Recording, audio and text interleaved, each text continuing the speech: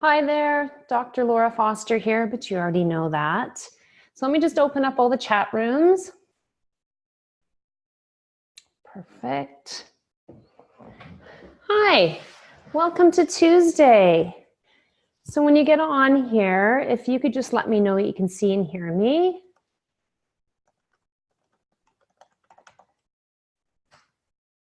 Awesome.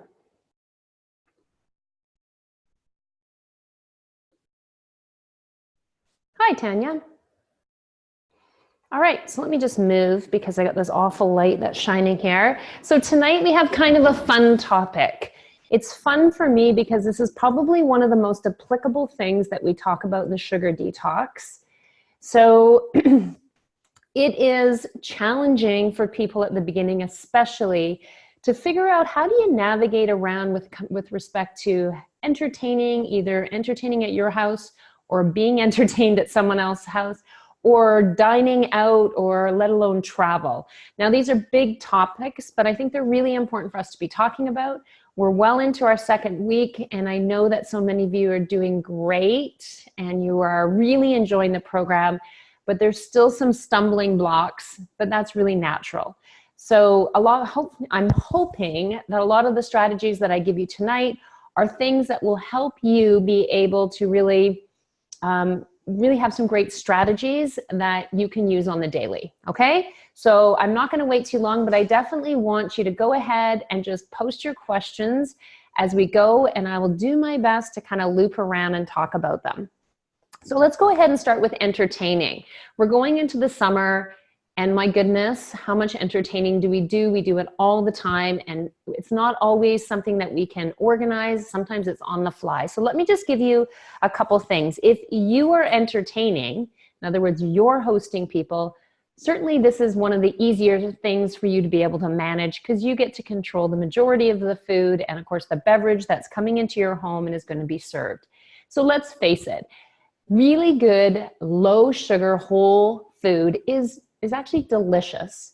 And so you're not depriving people when you give them really good quality food. And I have found time and time again that instead of splurging in junky food, I splurge in my entertainment budget with respect to buying high quality produce, really good deli meats, great cuts of meat, and really spending my money on upgrading where I'm buying my ingredients, as opposed to, buying a lot of pre-made things and that sort of thing. So if you are going to splurge when you're eating and entertaining, I would say splurge in fat and protein.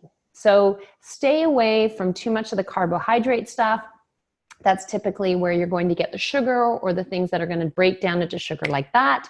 If, on the other hand, if you splurge and start eating things that you don't normally eat, but you kind of stay in the protein department, or you stay ideally in the healthy fat department, then you are not rehinging and reconnecting that sugar addiction that we've worked so hard to drop, okay? You might go high in calories, but you didn't go high in calories and also go high in sugar load, so that you're re-addicting yourself. So I always will go for more fat and more healthy protein, or healthy fat and healthy protein, as opposed to binge out on the carbohydrates most of the time. All right, so some of my favorite things. I'm going to share some of my favorite things that I love to have out when I'm entertaining. A lot of times when I'm entertaining, I have a really big island in the middle of my kitchen here, or I'll be out in the patio, and I will just fill the island or the patio deck with all sorts of different bits and bites and different things that you can eat, appetizers, hot and cold items, and so on. So it's always, this is the one thing I do every time, is that I put a ton of fresh vegetables out. So there's the obvious ones, there's certainly the carrots and the celeries and the sweet peppers and so on, but also take a look at all the different things, the other things that you could be doing. If you are having a fresh veggie tray, can you also do snap peas, and can you do green beans, and maybe you parboil some asparagus spears, or you do the same with maybe broccoli or what have. And when you're doing the dips, yeah, the obvious ones are things like hummus, but you could also do baba ganoush. You can certainly do a really delicious homemade guacamole, or something we haven't talked a lot about, but certainly falls within the program, is cashew fermented cheese dip. Yeah, I know. It sounds really, really weird, and it is kind of pricey, but it is absolutely delicious. You can get it flavored garlic and cucumber and chive and da da da da da da da. They're really, really good. So you can also buy that kind of veggie dip. I'm sure you could actually probably make that one. I've never made it myself. Another favorite for me is to have hot or cold chicken skewers or beef skewers or shrimp skewers. And then quite often I'll make the dill dip that is in the Mediterranean chicken recipe. That's actually in our detox booklet. Charcuterie, one of my favorites. I always have a ton of different platters around. I will go to a good health food store like in our area, Nature's Emporium, and I will source some high quality, different kinds of charcuterie meats, different deli meats, different turkeys, roasted turkeys, and so on. And I will also do the same with goat cheese or sheep feta, those kinds of things. Olives, I will get different grainy mustards. I will get pickled veggies or fermented veggies. I'll get kimchi. I will get different pickles. And so on. So having a really nice charcuterie tray and, design it up really nice, people always love that.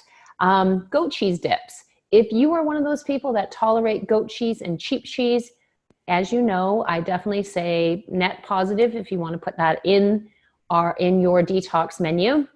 It's the cow cheese specifically, and especially the pasteurized cheeses that I'm wanting you to stay away from. So you can make a dip. I've done things with like basil and sun-dried tomatoes and chopped up garlic, and then I put that together with an entire log of goat cheese, and then I also will drizzle really nice quality extra virgin olive oil on top, and I'll kind of just loose mash up. And I will spread that not only over veggies, but I will use cucumbers as my version of a cracker. So I will take an English cucumber. If it's kind of rindy, then I will just slice off a few of the outside rind pieces with a peeler. I will cut it nice and thick so that it makes for a really nice hearty cracker, and I will use that for my dips. So be able to put my dips on top of those. It also works as a really nice base for smoked salmon, dry smoke, or wet smoke, and together with capers and red onion. It's a good one. One of the things that you can also do is you can take sweet potato, and if you have a mandolin, you can be slicing them really thin. You can roast them in the oven for a little bit, and that also works. It's not as hard, but it's also another variation on having a cracker. So that works really well. Dry rub ribs, especially the little ones, are really nice. Grilled calamari, cold, tastes delicious. Shrimp plate, of course, is well within a low sugar whole food lifestyle. Really any protein that you want to have in there will work great, okay? So that's totally up to you. Even having a side dish of, Brussels sprouts and bacon, and then grilled veggies. So in the same style in which I said that you could be making a large charcuterie, you could also be doing the same with grilled vegetables. So taking all those same vegetables, grilling them even just beforehand, you don't necessarily have to serve them warm, having all the really nice grill marks on it, spreading it out over top of a really nice platter, sprinkling some fresh herbs over it, maybe crumbling some goat cheese or some sheep feta, something like that, and drizzling it with, again, some very high quality olive oil is very luxurious, looks incredible, and people love it. So those are some of the things that I love to do. Of course, you can always be barbecuing hamburgers, any type of protein in your oven, on the grill, indoor grill, whatever it is that you want to do, paired together with vegetables done in a variety of ways, okay? Those are some of my things. If you are the person that's being entertained and you are going to somebody else's house, it's more difficult. I'm going to say it really depends on how well you know the person who is hosting the event. If it's your best buddy, then easily you can bring over food, or you can kind of get a sense of the kind of food that's going to be there. If it's someone you don't know, then one of the things that I do when I'm really trying to stay true to how I'm eating is I don't go to the event starving, right? So we often think, I'm going to be splurging while I'm there, so I'm not going to eat anything before I go. That always backfires for me. I do the flip, is I don't arrive super hungry. So if I'm, if I'm really in the midst of eating super clean and it's really important to me that I'm not deviating very far off of that, then I will go not super hungry. And then when I'm there, I'm going to focus on the things that I would focus on when I'm here. I'm going to focus on my protein sources. I'm going to focus on any type of vegetable, and I'm going to focus also on healthy fat. And I'm going to stay away from, the potato salads or the high carbohydrate things or the chips or the cheesies, all those kinds of things. I'm certainly going to stay away from the alcohol. I always arrive with a plan. Okay, so we will talk around day 25 about if you are someone who consumes alcohol and you want to continue to consume alcohol, because I'm certainly not suggesting it, but if you do, then I'm going to give you some directives on what are some better options in terms of a low sugar, whole food lifestyle. But for now, I am recommending that we don't drink alcohol. So one of the things that you might want to do is arrive with a plan. So sparkling water is always really nice, and just bring some. If you're not sure if your host is going to have some, then you bring some. Kombucha, the lower sugar varieties, are also a great option. And you can always serve them in a wine glass. So I know that there's this, sadly, actually, there's a little bit of societal pressure, or maybe you don't want to have to tell everybody why you're drinking or you're not drinking. So, sometimes it's just easier to pour it into a wine glass or a nice glass tumbler, and you can add your citrus or whatever you want as long as that. Okay, so offer to bring food if that's an option. Don't arrive hungry, or at least don't arrive starving. If you're really concerned about what's going to be there and you really don't think there's going to be virtually anything there for you to eat, which is unusual, then I would say at the very least, why don't you just put a little bit of nuts or some sort of healthier version of a bar in your purse. And if you have to break off a piece or have a couple bites in the bathroom, I would do it. Okay? It really just depends on how well you know the people that you're actually entertaining with, okay? So you want to focus on your protein, you want to focus on your vegetables, and you want to focus on your fat, and you want to stay away from, of course, sugar, the obvious sugar, and then high carbohydrate products, okay? And that's my recommendations. So the entertaining can be fun. I actually find no problem whatsoever in the entertaining department. Sometimes it's a little more challenging when you go to somebody else's place, okay? Thumbs up if you got that. Let me just see. Who else is here? Hi, Daniela. Hi, Lisa. Great. None of you told me that you were here, but I can see that you're here. Okay, let's talk about eating out. I eat out a lot. It's not a secret. I'm a foodie. I love it. So I'm going to tell you a couple of things that I do that make it a lot easier for me. The first thing I do is, whenever possible, I attempt to choose the restaurant. And the reason that I love to do that, well, let me just back up and say, at this point in my life, many of the people that I hang out with kind of eat similar to how I eat. So a lot of times we're all kind of recommending the similar kind of restaurants. But if you are going out with work friends or somebody you don't know very well, or maybe frankly, a lot of your friends don't eat in this vein, then when possible, why don't you suggest the restaurant? If you are not sure what it is that you're looking for, then I would say go on OpenTable, go on TripAdvisor, and look at the restaurants in your area. And they'll often have the menu. They'll often have pictures of things that are being served, and you can get a sense of reviews and so on about the food quality.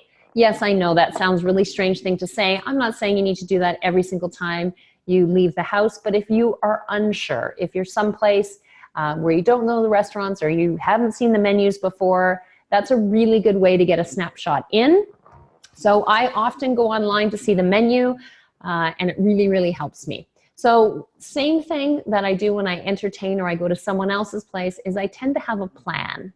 Okay, so I kind of have a sense of what I'm going to be able to eat while I'm there. So I go into the restaurant kind of having pre-made some decisions already. In other words, if you don't want the bread and you know they're going to serve it to you, tell them you don't want the bread before they arrive at your table. Don't let them put it down if you and the people at your table are not wanting to eat it. So it's difficult when food is put down right in front of you. It's hard to kind of back yourself up, especially when you're hungry and you're waiting and there's a bread basket. you know, if you want to eat bread and you're a bread eater, I'm not shaming that person. I'm saying go ahead and eat the bread.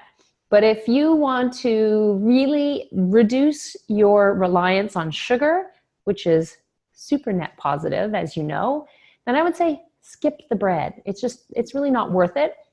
And incidentally, it's loaded with calories. So it's a nice place to kind of just excise it out of the program and out of your life. And if that's the case, maybe suggest when you see that they're walking back and forth putting bread in front of other places, just say it's okay, we don't need the bread basket.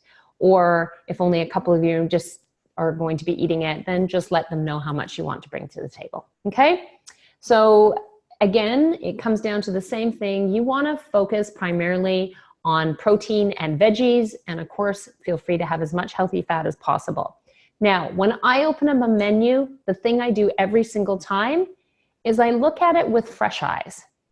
So a lot of times the appetizers are difficult to kind of tell because there are a lot of really mixed things.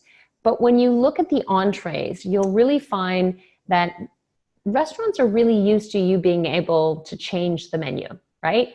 I mean, maybe not at McDonald's, but if you're at other restaurants, say you go to Milestones and you see chicken over here and it comes with like perhaps a big baked potato, but then you see another entree farther down and it comes with grilled vegetables, it's really easy to ask to swap out one for the other or ask for a double helping of the grilled vegetables and leave the potato behind. That's always one option.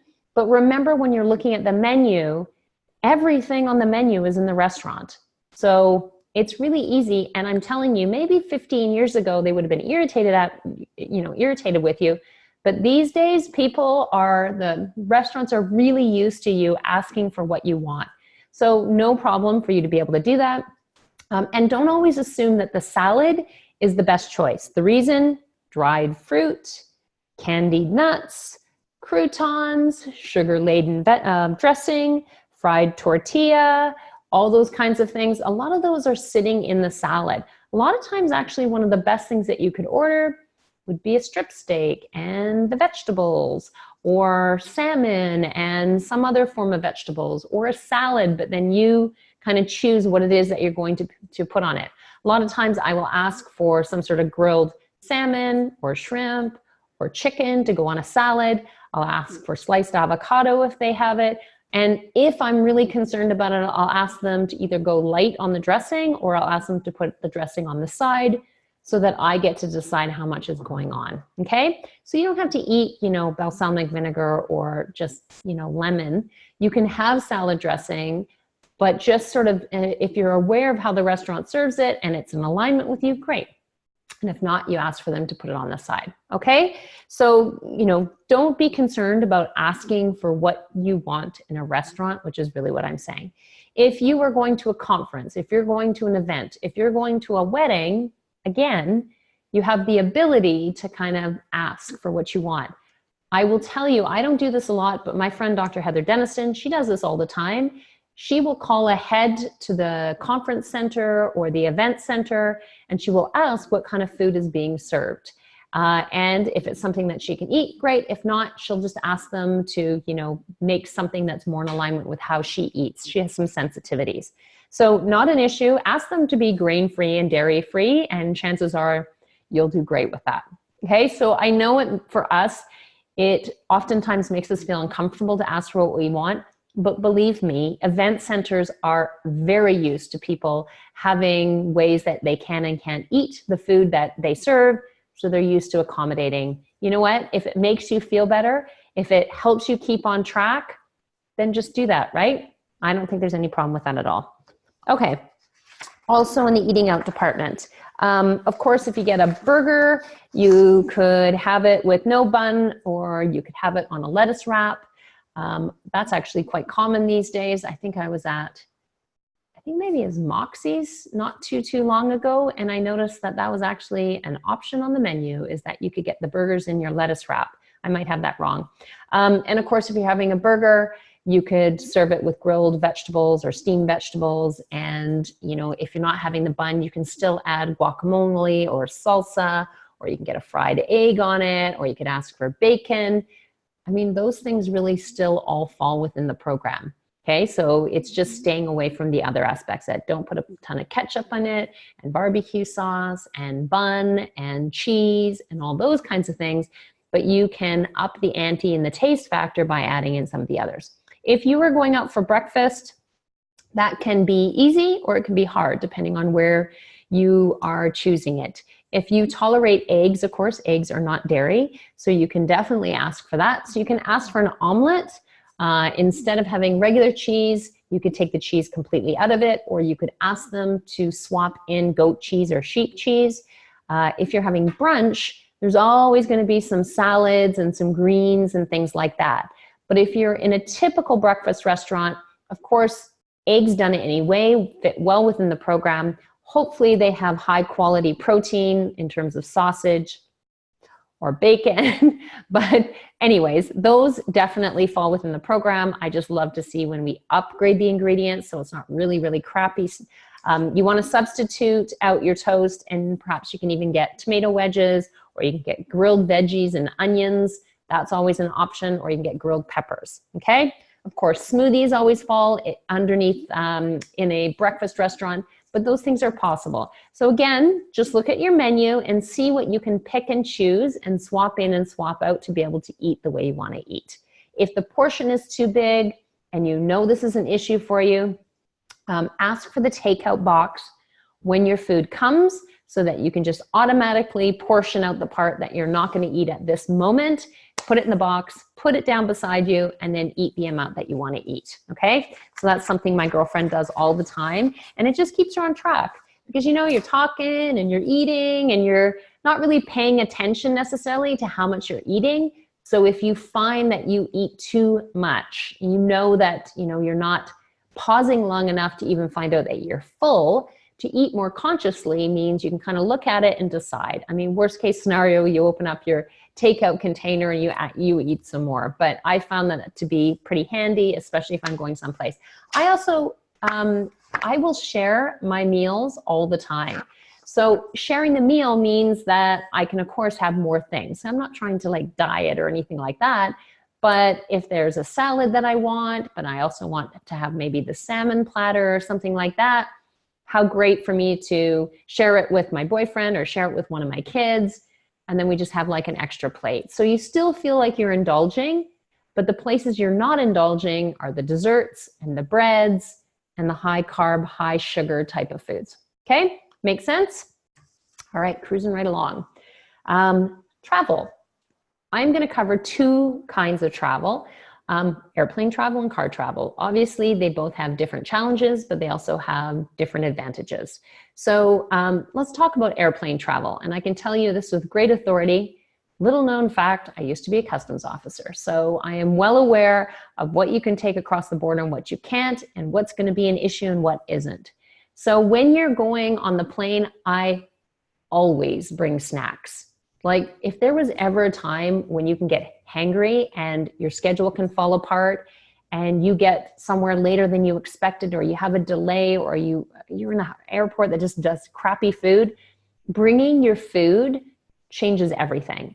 And I'm telling you, I carry so much food. It's pretty much my computer, my headset, and my food. And there's a ton of it. So the liquid allowance on an airplane is 100 mils or less.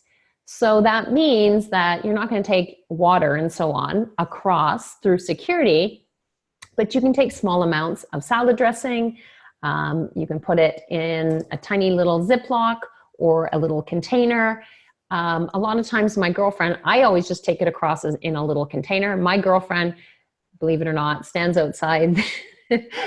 These are people committed to eating, stands outside and puts it on her salad and then goes through security. But anyways, I'm just saying those are the options for you, but I have no issue just taking a little container of homemade salad dressing and just making sure it's less than 100 mils. I will always bring a water bottle with me, an empty water bottle with me, because I want to have it while I'm traveling. But I also want to be able to drink it when I'm on the plane. So I have some stainless steel ones that are a liter, And for example, at our local international airport here in Toronto, there are filtered water stations all over the airport. And that's not unusual. Actually, you can find those in a number of airports. Of course, you may not have that in your airport, but just be mindful of it because it's often an opportunity for you. And then that just gives you the opportunity when you're traveling to be able to not always be buying water bottles and drinking out of plastic, which is terrible for your body and terrible for your hormones and terrible for your health. So oftentimes what we find is that you can get filtered water in the gym of almost any hotel. So I will bring it with me and then I will run down to the gym and they'll have filtered water almost always. And that's the place I'll fill it up for the day. So it just gives me an opportunity to be able to travel with water and at least be staying hydrated. So when I travel, I indulge 100%, but I travel a lot. So if I indulged on everything all the time when I'm traveling, I would definitely be veering way off my path of how I like to fuel myself and how I like to feel. So I pick and choose. So I tend to just eat clean for the majority of my meals. I will pick higher quality restaurants. That's how I splurge, so that the food is fresh and delicious and so on. And again, when I'm eating, I often don't know where I'm going. So I will use the Open Table app or I will use TripAdvisor to be able to locate the restaurants and have a greater sense of, you know, what they serve, what their menus are, what's the feedback on the food that they have, so that at the very least, we're picking something that's in alignment with how we like to eat. I will arrive at the airplane with cut up veggies. You can totally take cut up veggies through the airport. The only time you're ever going to have an issue, if at all, is when you go into the United States, because you pre-clear US customs at most Canadian airports, not all. So for example, let's just use Toronto as an example. When you are going to the United States from Toronto, you actually do US customs before you get on the plane. So that's when they start asking you about what you're bringing in and so on. Majority of the time I bring it anyways. The things they're looking for you not to have are pits and seeds and cores and stuff like that. So I just cut up everything. If you aren't flying to the United States, you don't need to worry about what you take on the flight as long as it's under 100 mils in the, 100 fluid ounces, 100 fluid mils. Oh my goodness, 100 mils for fluids, because it's when you get to your destination that they're going to ask you about the food that you have. So you're going to eat it on the plane, so don't worry about it. I take fresh vegetables. I'll often bring a salad. I will also take some sort of grilled protein. If I will do my best to make it myself, but if I can't, I will go to our natural health food store in the deli and I will buy some of these to take with me. I will bring up guacamole with me or hummus as well.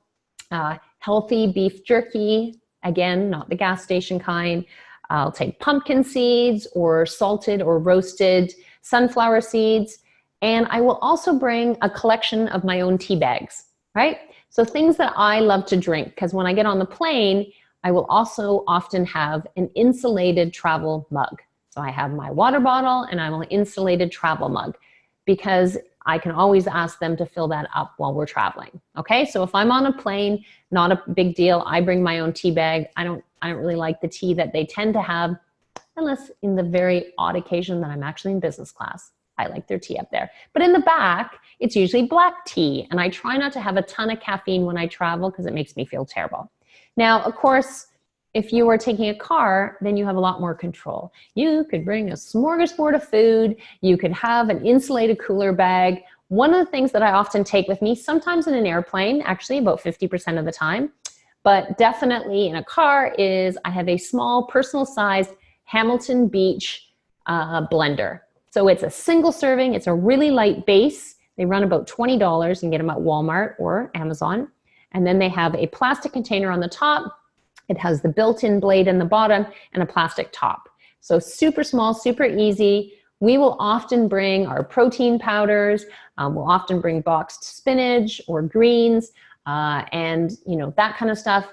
And we will make our own smoothies on the run. Not in the car on the way to where we're going, but when we get there. But it's something that I can use for my hot elixirs, whether I'm bringing my mushroom extracts and a little bit of coconut oil, MCT powder, those kinds of things.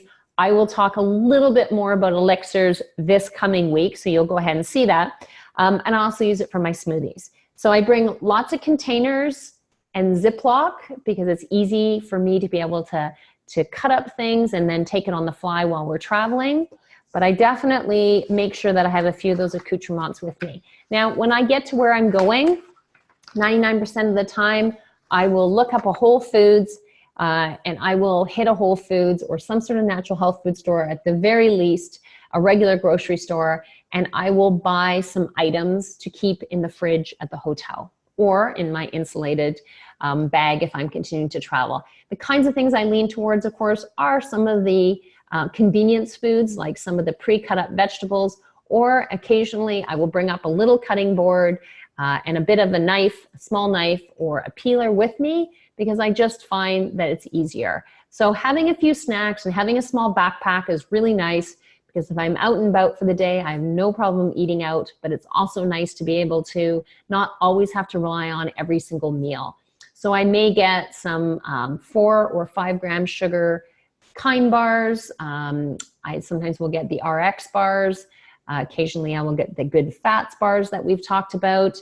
But those are things that are emergency stashes. I will have some raw seeds and nuts with me, and I will pick up those things so that I have a few things that I can be eating and drinking. I make sure I have a ton of water in my hotel room. Sometimes I'll pick up some kombucha. Okay, you get the whole thing.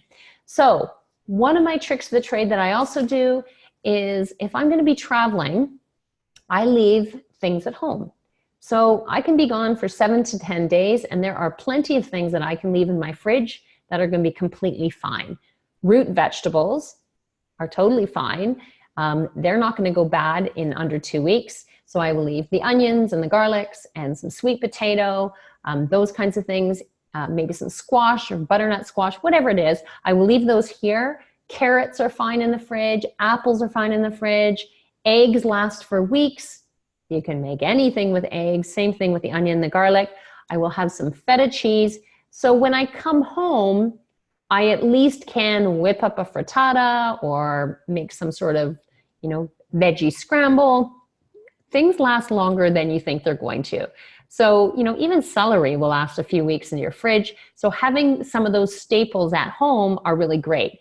It's all nice when you leave something in your freezer, but if you get home at 5 o'clock in the evening and something's in the freezer, you can't very well take it out. So if you can, that's great. Leave those things in the freezer for when you get home. But it's nice to keep some things that you can easily transition to some level of food, right? So that when you get home and you're like, I'm so tired of eating out, and now you want to eat, well, you're like, we need to order pizza because there's no food at home. Okay, so those are some of the tricks of the trade that I do. And again, when I'm out and about and I'm traveling, I use a lot of the things that I just talked about with you in terms of how I look at a menu and how I choose. And if you ask me if I indulge, I definitely do. I just make it worth my while, right? If I'm gonna have something, I choose it consciously. I don't feel bad about it, and I tend not to eat a ton of it.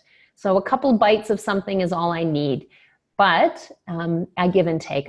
I stay a little bit mindful so that traveling for me doesn't become a source of stress when it comes to feeling the way that I want to feel.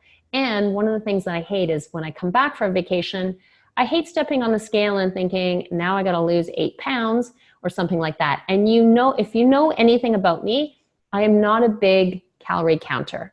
I really would rather put my efforts towards being conscious of the food I'm putting in my body. Stay with whole food. Stay with food that your body knows what to do with, how to break it down, and I balance my blood sugar.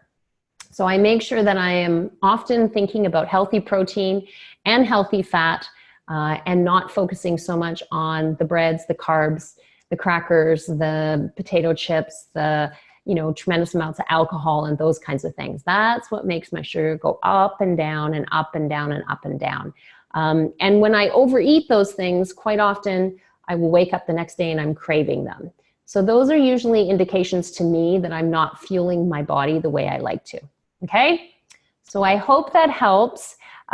You will have gotten an email yesterday. As you know, I've been sending out the emails on Mondays and Fridays. And so please be keeping your eye out for those. There's some videos in some of them that are explaining some of these concepts in a greater amount. You should be getting about 15 videos and emails in the first 30 days of this program. So there's actually quite a few.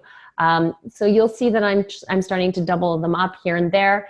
And into next week, because we'll be in our third week, we're going to start to be talking about developing a low sugar whole food lifestyle that extends well beyond this program.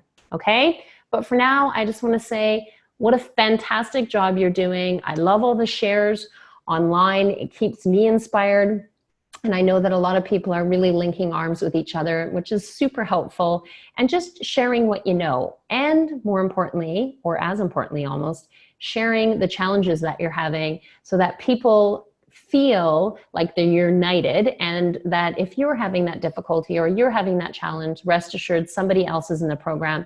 And if I can't answer or offer something of value to you, I know that somebody else is as well. All right, so I'm gonna let you get off. It's 35 minutes. That actually might be a record for me. Okay, have a great night, everybody. As always, I will post this on the Facebook page if you joined me late and you missed the first part, and it will be going out on the email on Friday. Okay, all right, bye. Have a good night.